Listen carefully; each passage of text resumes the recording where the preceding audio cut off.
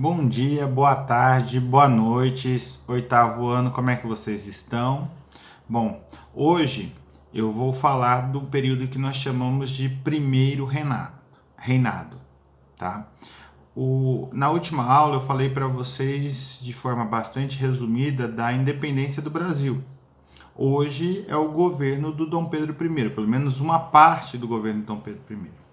Antes, eu gostaria de te mostrar aí uma linha do tempo que eu preparei para você entender do período que nós estamos falando. Então, você tem o primeiro reinado, é o momento em que o Dom Pedro governa.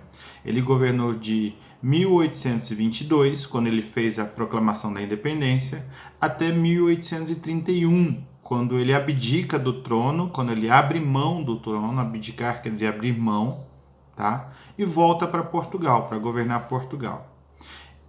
E quando ele deixa o Brasil em 1831, o filho dele, o Dom Pedro II, o Pedrinho, como eu chamo carinhosamente, ele tinha só 5 anos. Então, com 5 anos, ninguém governa um país, é lógico. Por isso, o governo brasileiro vai ser chamado nesse período de período regencial, no qual alguém é escolhido para governar no lugar do Dom Pedro II. Isso vai acontecer até 1840. Enquanto eu estou falando, você está vendo ali a linha do tempo. Tá? E depois, em 1840, com 14 anos, o Dom Pedro II passa a ser o imperador do Brasil, ele é coroado imperador e vai ficar até a proclamação da República em 1889. Então, a partir de agora, durante muitas aulas, nós vamos falar exatamente desse período todo da história do Brasil. Por isso que eu fiz questão de fazer essa linha do tempo aí para você olhar. Bom, então vamos falar do Dom Pedro. Quando Dom Pedro assume, ele rapidamente começa a mostrar seu caráter bastante autoritário. E aí nós temos um jogo político de interesses, tá? Muito importante para ser explicado aqui. Primeiro, o Dom Pedro tinha aqueles que eram favoráveis a ele, tá? Os partidários do Dom Pedro. Isso está na página 137 do seu livro, tá? O Dom Pedro I tinha os que eram favoráveis a eles e que queriam uma monarquia bastante autoritária, que o Dom Pedro, o governante, tivesse muita autoridade. Do outro lado, tinha os adversários do Dom Pedro. Os adversários, eles queriam que o Dom Pedro até continuasse governando, mas que ele tivesse que cumprir uma constituição que limitasse os seus poderes legais, ou seja, ele não poderia fazer o que ele quisesse, tá? É basicamente essa ideia aí. Bom, e o que aconteceu? Em 1822 foi se estabelecido uma Assembleia Constituinte. O que é isso, professor Ricardo? Uma Assembleia Constituinte é uma reunião, né, de senadores e deputados que iriam decidir como seria a Constituição. Se você não lembra, eu te digo novamente. A Constituição é o conjunto de leis mais importantes de um país. E ela organiza a vida de todos nós. No Brasil, atualmente, a Constituição que está em vigor é de 1988, tá? Nós tivemos muitas constituições ao longo da nossa história. Mas em 1822, a Constituição estava sendo feita pelos deputados e senadores. O Dom Pedro I, não gostou do rumo dos trabalhos e aí ele resolveu fechar o Congresso Nacional. Ele dissolveu o Congresso, como nós dizemos, mandou todos os deputados e senadores para casa, chamou um grupo de pessoas que ele gostava, que ele confiava, e resolveu escrever ele mesmo a Constituição. E aí, em 1823, ele, presta atenção na palavra, ele outorga a Constituição. Quer dizer que ele impõe, que ele manda e desmanda. Tá? E a nossa primeira Constituição Nacional, ela é uma Constituição imposta. Você percebe? O caráter autoritário do nosso país, ele sempre existiu. Tá? Ela é uma Constituição absolutamente autoritária. E é sobre ela que eu vou falar agora, sobre a Constituição de 1824. Porque a de 1823 não valeu. A que valeu é a de 24. Então vamos lá.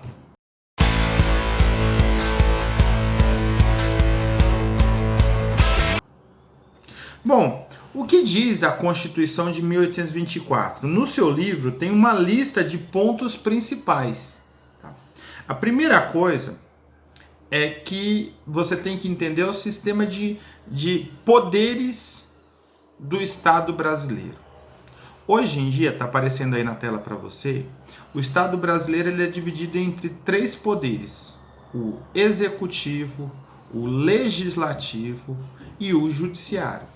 O executivo é o grupo de pessoas que executam as leis. Então, o presidente da República no nível federal, o governador do estado no nível estadual e o prefeito no nível municipal, eles executam as leis. Nem o presidente, nem o governador, nem o prefeito, eles podem fazer leis, simplesmente da cabeça deles. Se o presidente quiser uma lei, ele tem que mandar redigir a lei do jeito que ele quer e botar para o Congresso Nacional votar. Isso sempre foi assim. Se o prefeito quiser fazer uma lei municipal, ele tem que escrever a lei e botar na Câmara Municipal para os vereadores votarem. Tá? Isso é importante para que esses governantes não agam como eles quiserem. Tá? Tem um controle sobre eles. Porque se a gente deixasse isso acontecer, o Brasil rapidamente ia virar uma balbúrdia. Você vai falar, pô, professor, mas já é uma balbúrdia. Eu falo, concordo. Talvez fosse uma balbúrdia ainda maior, se é que é possível. Tá? Mas isso eu vou deixar para você pensar na sua própria cabeça. Aí. Bom, então o presidente, o governador do estado ou o prefeito de cada cidade do Brasil, eles não podem fazer o que eles quiserem. Mas eles têm amplos poderes para executar as leis. Então, o que quer dizer isso, professor? Quer dizer, por exemplo, nós temos uma verba para a educação. Como é que vai gastar essa verba? Quem decide isso no âmbito municipal é o prefeito. Como é que vai gastar a verba da saúde? Quem decide isso no âmbito municipal é o prefeito. Você percebe, então, tanto o prefeito, quanto o governador do estado, quanto o presidente, eles têm muitos poderes. Tá? Eles não falta maneira para eles agirem se eles quiserem melhorar o nosso país. Tá? Do lado de cá, do outro lado do poder executivo, está o poder judiciário. Desculpa, dá o poder legislativo. Os vereadores fazem as leis do município, de Ribeirão Preto, de Sertãozinho, de cada município tem o seu conjunto de vereadores. Os deputados estaduais fazem as leis do estado. Então, os deputados estaduais do estado de São Paulo fazem leis para o estado de São Paulo todo. Tá? Então, um exemplo de lei que só existe no estado de São Paulo é a lei de proibição de fumar em lugar fechado. Se você for para outro estado, pode ser que lá possa fumar em lugar fechado. Aqui no estado de São Paulo não pode. Eu particularmente gosto muito dessa lei. Tá? Mas aí cada um tem a sua opinião. E os deputados federais e os senadores fazem leis para o Brasil inteiro. Tá? Tem um monte de regras, isso não é assim simplesmente. Quando um deputado faz uma lei, ele tem que botar em votação para que todos os outros deputados aprovem essa lei. Não é da cabeça dele, ele escreve e faz o que quer. É um sistema político complexo, como de qualquer outro país do planeta Terra. Tá? E os juízes? Os juízes têm a Suprema Corte, tem os juízes locais e tudo mais. O sistema judiciário é baseado no sistema de juízes que tem que decidir casos de acordo com a lei. Em teoria, o juiz também não cria a lei. Ele só vota, ele só decide de acordo com uma lei prévia. Fulano fez uma coisa. Quem vai decidir se isso é crime ou não, em última instância, e qual é a punição disso, de acordo com a lei, é o juiz. Então, por exemplo, alguém cometeu roubou alguma coisa, o juiz não pode falar, eu não gosto dessa pessoa, ela vai ficar 30 anos na cadeia. Não. Ele tem que decidir quanto tempo essa pessoa pode ficar na cadeia ou não. Tá? Se a lei diz que o máximo é de 10 anos, o juiz vai ter que colocar 10 anos no máximo. E se ele gostar de alguém também, algum parente dele, ele nem pode julgar nesse caso, mas se ele gosta de alguém, ele também não pode simplesmente anular a condenação da pessoa. Tá? Se isso aconteceu alguma vez, se você sabe de algum caso desse jeito, isso está errado. Tá? Bom, Isso é o sistema judiciário brasileiro, político brasileiro hoje. E na época do Dom Pedro I, em 1824, além desses três poderes, existia o que está aparecendo aí na sua tela, o poder moderador. O poder moderador era um poder só do imperador. Então, só quem teve o poder moderador foi o Dom Pedro I e depois o filho dele, o Dom Pedro II. Pelo poder moderador, o Dom Pedro I poderia fechar o Congresso Nacional a hora que ele quisesse. Então, se os deputados e senadores não votassem de acordo com o interesse dele, ele poderia fechar. Além disso, era ele quem dava a palavra final sobre quem iria ser senador e quem não iria ser. Ou seja, na prática, o Dom Pedro I controlava o Brasil, porque ele controlava todo o sistema político brasileiro. Tá? Bom, isso é sobre o sistema de governo do Brasil. E as eleições, professor? As eleições só podiam ser votados pelo voto indireto, tá? Então, os eleitores escolhiam uma lista de candidatos, de senadores e tudo mais, e o imperador decidia, dava a palavra final. Além disso, existia o que nós chamamos de voto censitário. O que é o voto censitário? Só era possível votar quem tivesse uma renda mínima. Então, a pessoa que fosse muito pobre não votava. Tá? Você fala, nossa, professor, que absurdo. Espera aí que vai ficar pior.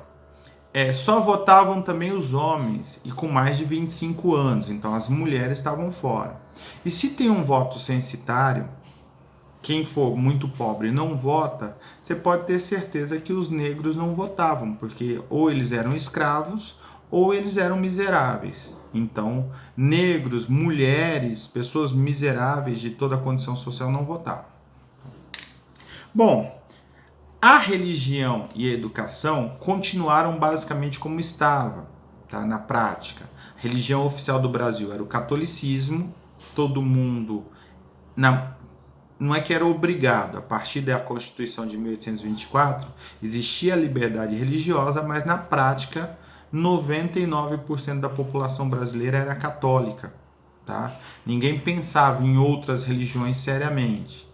E aí se você falar, professor, mas tinham as religiões de matriz africana, afinal de contas tinha um monte de africanos aqui no Brasil? Tinham, tá? Mas elas eram duramente perseguidas. Pessoa que não fosse católico seria duramente perseguido aqui no Brasil, a não ser que fosse um estrangeiro, um inglês veio aqui e ele era protestante, e aí esse cara podia, mas os próprios brasileiros acabavam na prática sendo bastante incentivados e punidos se não fossem católicos, tá? Eu acho que é isso, tá? Eu acho que a videoaula já está bastante longa. Um detalhe bastante importante para vocês é que o que nós chamamos de estados brasileiros, estado de São Paulo, Minas Gerais, Rio de Janeiro, Alagoas, naquela época eram chamados de províncias. E o que nós chamamos de governadores, naquela época eram chamados de presidentes da província. Só isso, é uma questão de nomenclatura. E o Dom Pedro, pelo poder moderador, ele também podia decidir quem era o presidente da província. Então, na prática, ele podia decidir quem era o governador do estado. E não tinha tempo para a pessoa sair, não. Ele colocou a pessoa lá, enquanto ele achasse que a pessoa estivesse fazendo um bom trabalho, ele poderia continuar fazendo esse trabalho o resto da vida. 10, 20 anos, ninguém ia reclamar disso, porque quem mandava era ele. Tá bom? Bom, eu acho que é isso, agora sim. Tô morrendo de saudades. Desculpe pelo barulho, tá tendo obra aqui do lado do meu prédio, no prédio vizinho, não sei o que tá acontecendo.